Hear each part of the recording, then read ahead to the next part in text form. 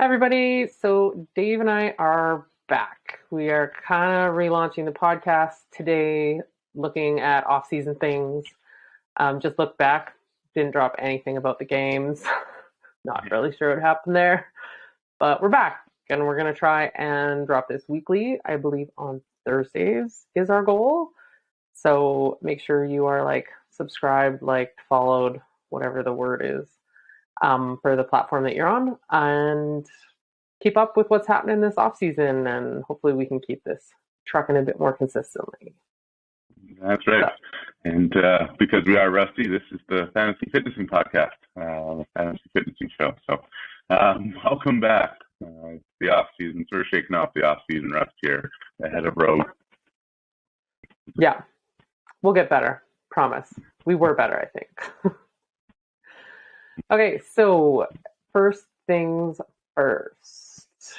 We are just going to kind of run through what we're going to run for fantasy fitnessing for the off season. So kind of the three big competitions are the Rogue Invitational, the Dubai CrossFit Championship, and Wodapalooza. So maybe run through what games we're doing for what, Dave? Yeah, so I guess starting with Rogue, we'll be running salary cap for this one for sure, as well as draft leagues. So if you played at the CrossFit Games, salary cap, you got your fictional $250 to pick a team of 3 men and 3 women competing at the event, and the points that they earn, in this case for the Rogue Invitational, will be the points your team earned, and then the team with the highest points wins. So we'll be running that style again for the Rogue Invitational. We'd love to do the Eliminator again, or Streaking with the Fittest, I guess, depending on the number of events that they have, but potentially with the smaller event schedule at Rogue, might not happen there. I'm looking forward to this event. I think adding the qualifier this year adds some more excitement to it than just being a hand-picked field. So we kind of have a pretty diverse group of 5 people who are coming from the qualifier, which should be fun to watch. Yeah, it's fun to see. Sorry, I'm just looking up the competitors here. It's fun to see that there's a few people that were kind of new to the games, like with Matilda Garns getting in, and then a couple of people that had quarterfinal score issues, like Manon Agnes and Annika Greer, and just some fun faces like Bailey Rogers, and who came out of the men's side, Tim Paulson, who's a games athlete that earned his thing, and then Jorge Fernandez, who was team of the game. So I personally always would love to see some of these elite team athletes line up against the individuals. So I'm pretty stoked to see him at Rogue. And Tetlow's back after missing the games this year, and then up-and-comer Jack Barlow. So it's going to be fun. It'll be a great game to play because salary cap games are always fun. But I'm just excited to see these guys all line up with each other. Yeah, it should be fun, especially Chandler Smith and Annika Greer. I think everybody expected them to make the games this year just based off how things were going at the start. So they probably also likely have chips on their shoulders and something to prove. And then also looking forward to Jack Farlow and Olivia Kerstetter, just kind of the up and coming athletes. Especially Jack Farlow, the guy's strong and can lift the house. So with Rogue being a heavier type of event, that maybe he can cause a bit of a stir and shake things up on the leaderboard compared to kind of the smaller semifinal style events. Yeah, I'm excited. It's going to be great. Lots of fresh faces and also old, solid people. Yeah. So that is Rogue. The 28th to the 30th of October, I believe, is when this one's going off. Yeah, and then we're going to try and kick off the games kind of 2 weeks before. So make sure you're, signed up. If you have a fantasy fitnessing account, we'll send you an email when the games are kicked off, so you don't need to be watching on social media or anything like that. We'll make sure that you guys know. And then next up, December 16th, 18th, or did they change the dates for Dubai? On their website, everything is still the 16th and 18th. That's the 2021 dates. But on their Instagram, it is the 2nd, 3rd, 4th, 5th of December, the first weekend in December. Yeah. Yeah, so we'll be running a salary cap again for this one as well. I think the qualifier is done, but it seems like they're still addressing penalties and scoring issues to this point. So I don't think we have a finalized field, but I think this one lends itself more to be kind of more heavily leaning towards the European athletes just due to proximity. But it should be interesting one. So they always throw a pretty diverse event out there in terms of what we see from a competition standpoint, and then whether it's a desert run or through the indoor ski hill, there's always something to shake things up. And then it's also one of the larger ones in terms of events. So I think we usually have 10 or 11 events over the course of the weekend, so it should be a good test to everybody involved. Yeah, so their Instagram, it is the 2nd, 3rd, and 4th of December for 2022. And salary cap game, will we run a streaking event if it's that many workouts? Yeah, if it's something along those lines of 9 or 10 over the course of the weekend, I think that would also give the opportunity to run that type of event. Also, time zones don't work well for us in that way in terms of setting the cutoffs of surprise events. So that one will probably play by ear once we get a little bit closer, just due to logistics. Yeah, but it is also, if it is more workouts, it's also fewer competitors. You don't have like a 40-person field to pick from. So if you're picking up 20 for 10 events, that's a lot. Yeah, it'll make it tricky. Different game. Yeah. All right, and next is Wodapalooza in January. You have the date? Yes. So I guess you're probably not hearing it first on this podcast, but Wodapalooza announced a change in structure this year. Rather than having 4 days of competition with elite individuals and elite teams going simultaneously, they split it up. So Thursday, Friday will be elite individuals, while Saturday, Sunday, I should say, will be the elite teams of 3.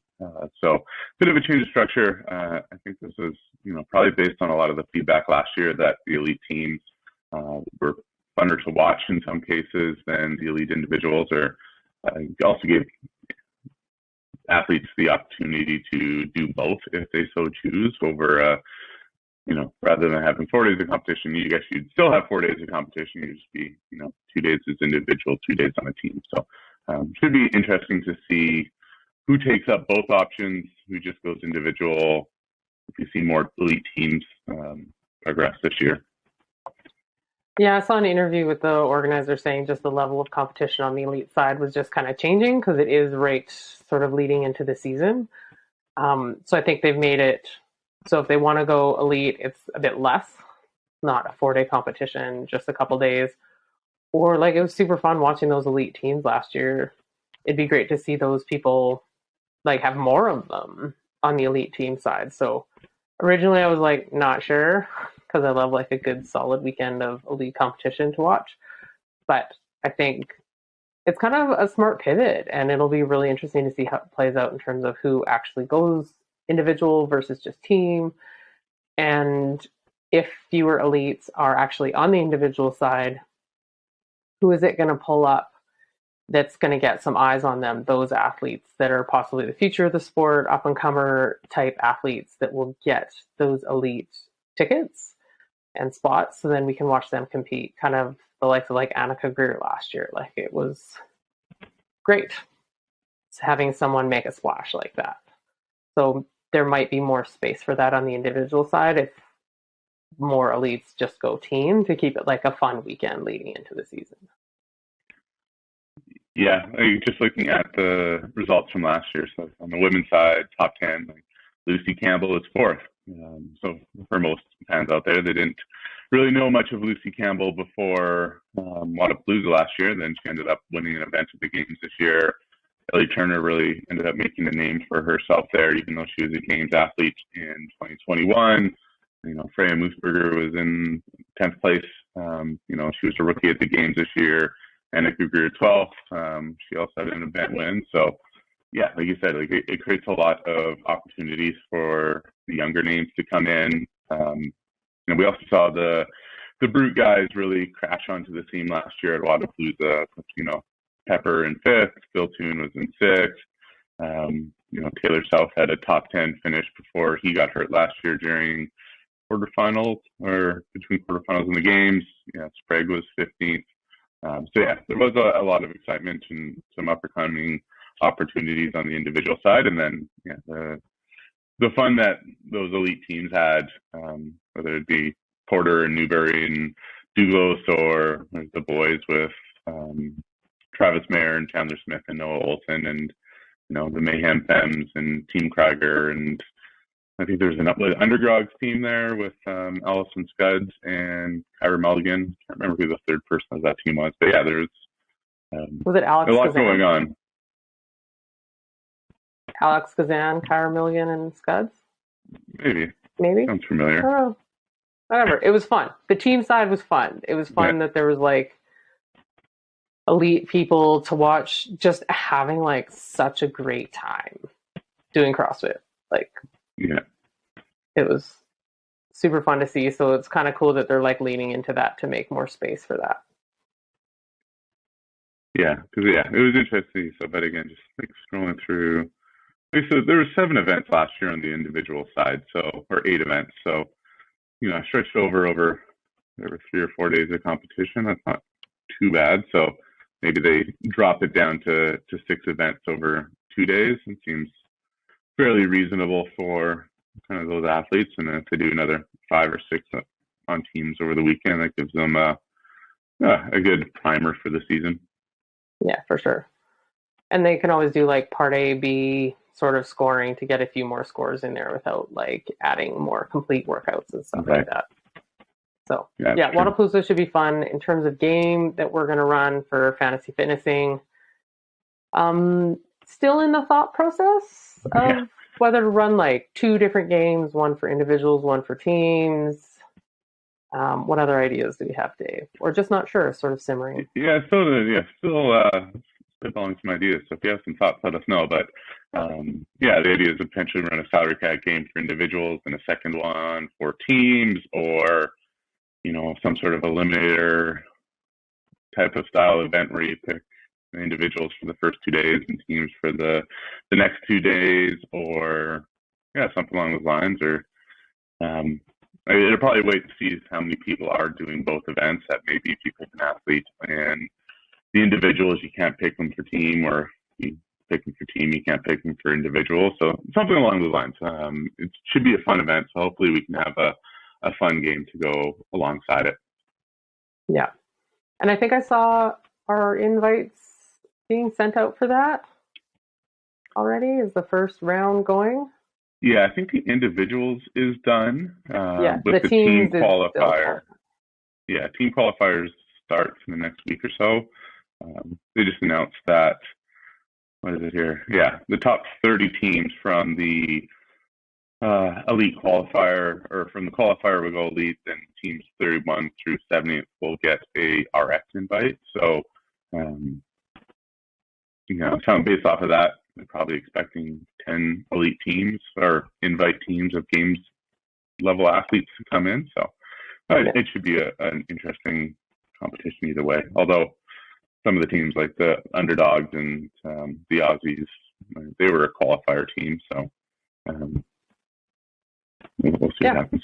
We'll see how it plays out. But it's kind of cool it's kind of nice to see someone trying something different, and that they're not like just trying to make larger prize purses. They're just spreading it different over different divisions and stuff. So all in all, Wodapalooza is looking good. We'll figure out what game to play, and we'll let you guys know when it's closer to the time. About a few months, so hopefully we're good. And then, I guess the next sort of segment that we're going to add to this podcast is kind of talking about the WOD Wednesday that we're doing in partnership with all the WODs. Dave, do you want to talk about that a bit? Yeah, so kick this off as of today for this recording. So all the WODs is a new site. they're building out in a library of elite CrossFit competition events. So competitions, qualifiers, some girl WODs and hero WODs all in one place. So just kind of if you're interested in browsing around, you kind of search for a competition. You can see whether it's a 2021 Wodapalooza workout, you can click into it, see past Wodapalooza workouts, and just kind of have that library there. They have a daily WOD that you can give out if you need a little extra motivation. And we built a fun integration with them. So when you view a competition WOD that we have the results on Fantasy Fitnessing, you can also see the winning times from the winning athletes there as well. So if you need a little extra motivation to push yourself, you can see what the best of the best did there. Yeah. So just to drop, like, that's a little API feed. If anybody wants one from us, let us know what you want. It's something we're starting to sort of do in different capacities. So that's something fun to just have more stats and things out in the world. But so share all the data. So you can also find all the WODs, allthewods.com, and on Instagram at allthewods. So.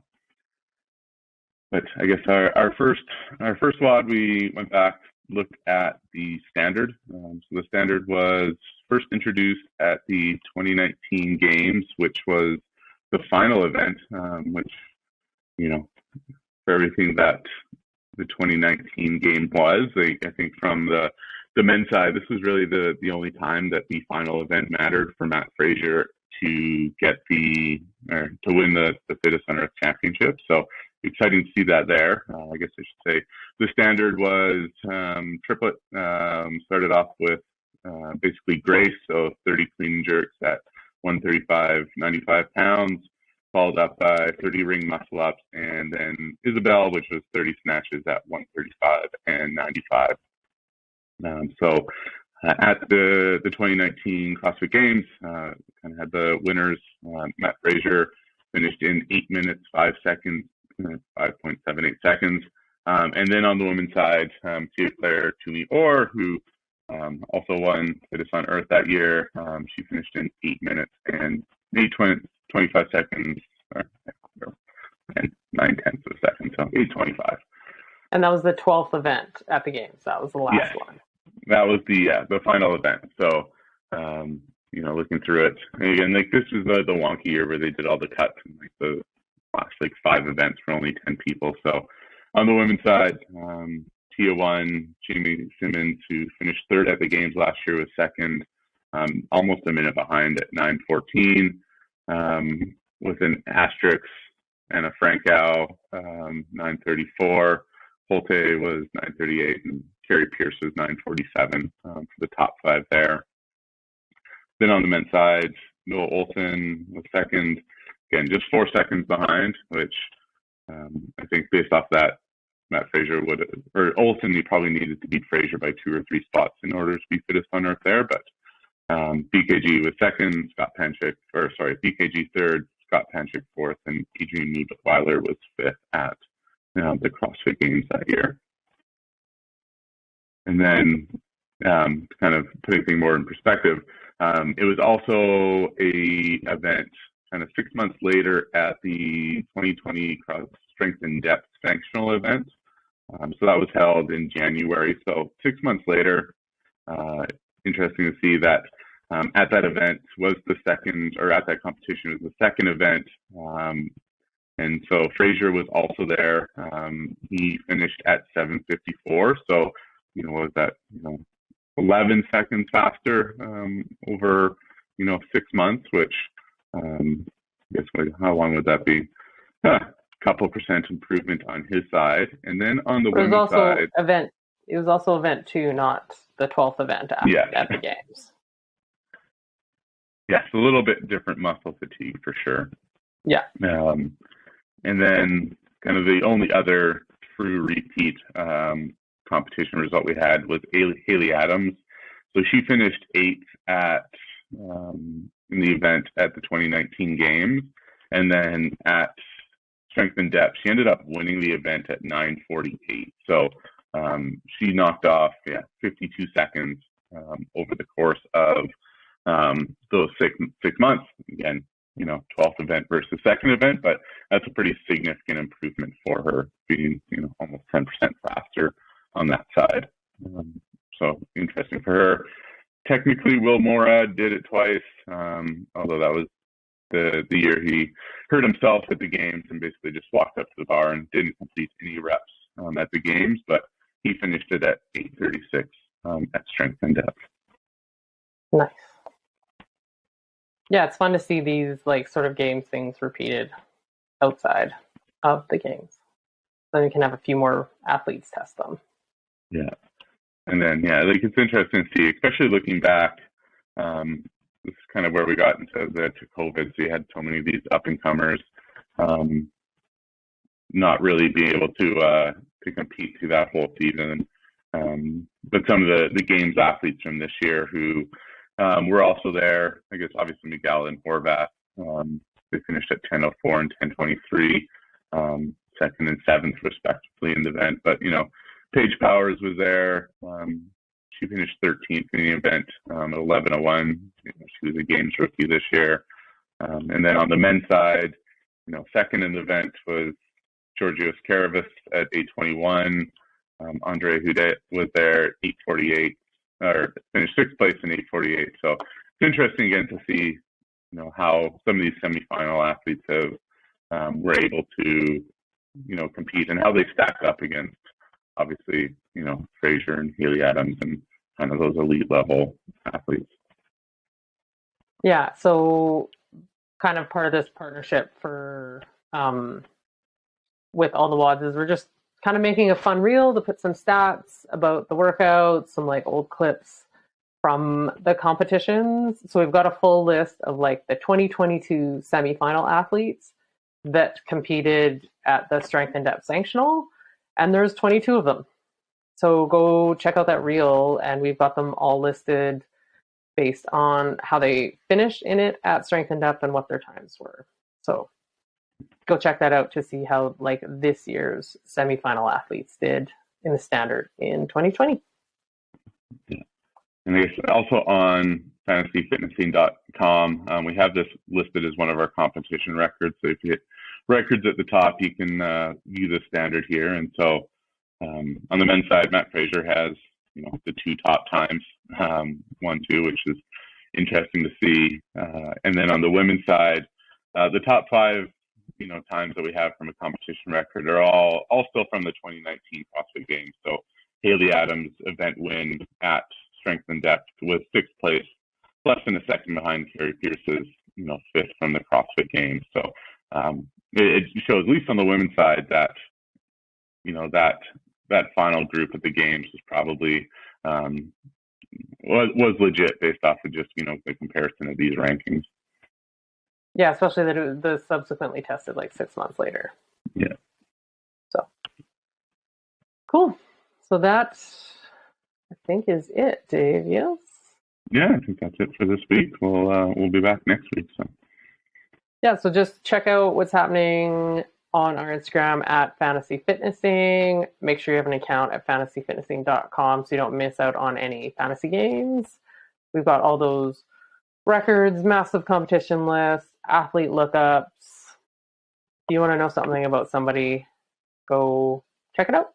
See if you can find them. And then all the WODs, a pretty sweet sort of competition workout library if you want to test some things and know how the elites did.